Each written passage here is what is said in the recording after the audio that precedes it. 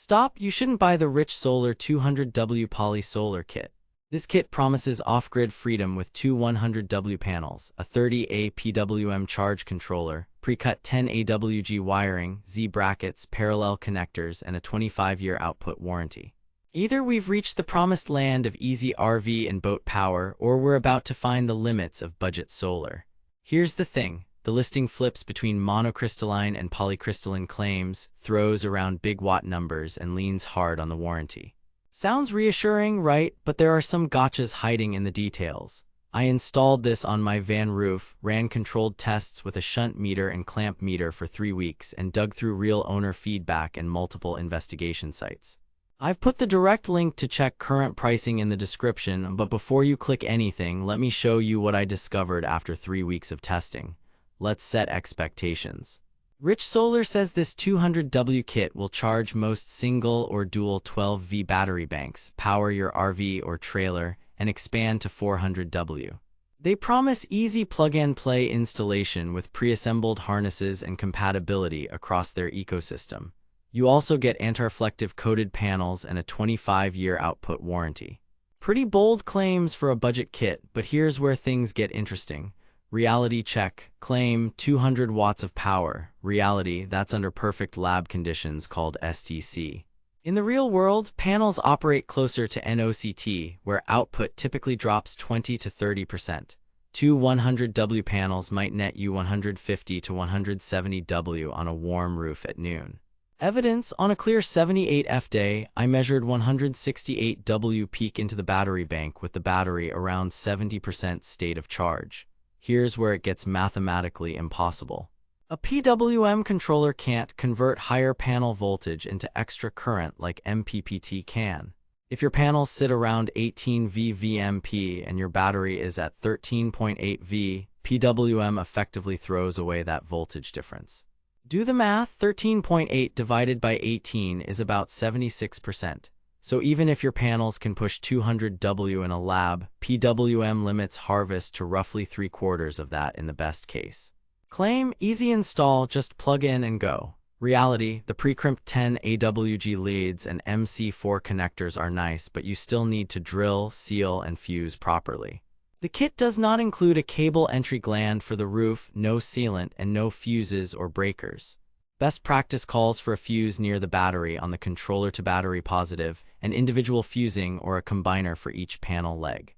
Evidence: I had to add a 30A ANL on the battery side and 15A MC4 inline fuses per panel. Skip that and you're playing tech roulette. Claim: expand to 400W. Reality: technically yes, because the 30A PWM can handle around 30A at 12V, which equates to roughly 360 to 420W, but PWM becomes the bottleneck fast.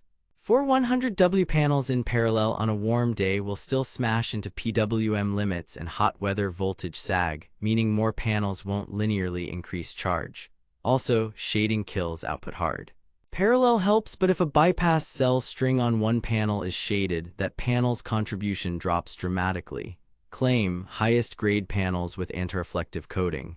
Reality: the listing itself can't decide if these are mono or poly. Some Rich Solar kits ship polycrystalline, which are slightly less efficient per square foot than mono and run a touch hotter. That inconsistency is a red flag. If square footage on your roof is tight, you want the most watts per square foot you can get. The plot twist: many buyers leave happy reviews because the system works, just not at the headline numbers. Amazon rating sits around 4.3, and the positive owners often have modest needs and basic setups. The critical reviews: they call out controller failures, missing or bent brackets, and the lack of fusing or instructions about it. Here's a deeper dive into the stuff that actually matters. Build quality: the panels themselves feel solid with decent frames and weather-sealed junction boxes. The included Z brackets are thin and will flex if you torque them too hard. Use backing plates or VHB plus sealant on RV roofs. The 10 AWG cable is fine for the included lengths, but note the voltage drop. At 20A across 20 feet, you're looking at roughly 0.6V drop, which is 4 to 5%. Not catastrophic, but not free. What the marketing doesn't mention: there's no cable gland, no loom, no fuse kit. You need to budget for those. Controller and harvest.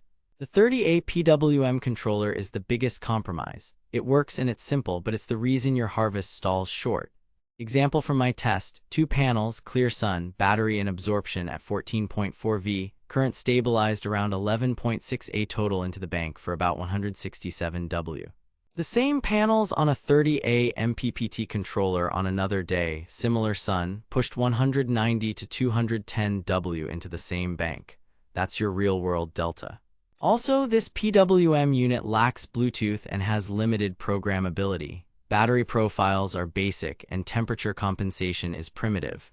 Real-world performance, picture this.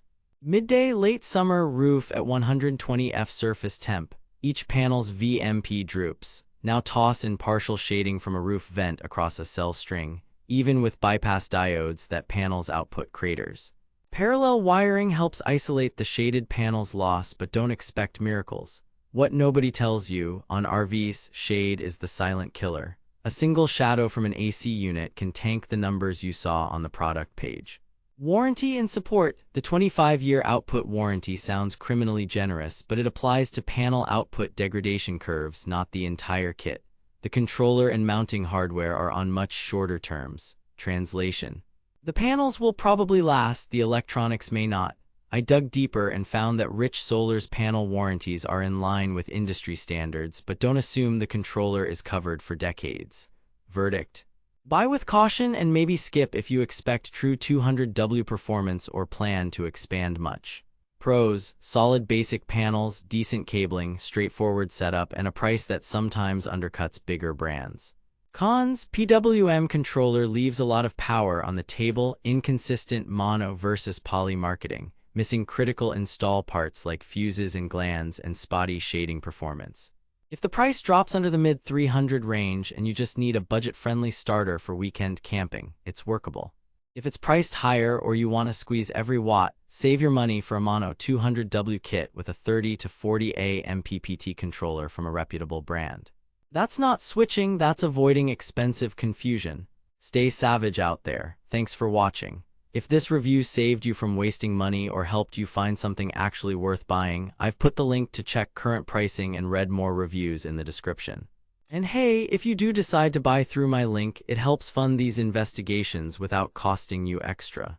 Drop your questions below, tell me what kit you want me to stress test next, and watch for my upcoming head-to-head. Budget PWM kit versus mid-range MPPT and identical sun. See you in the next one.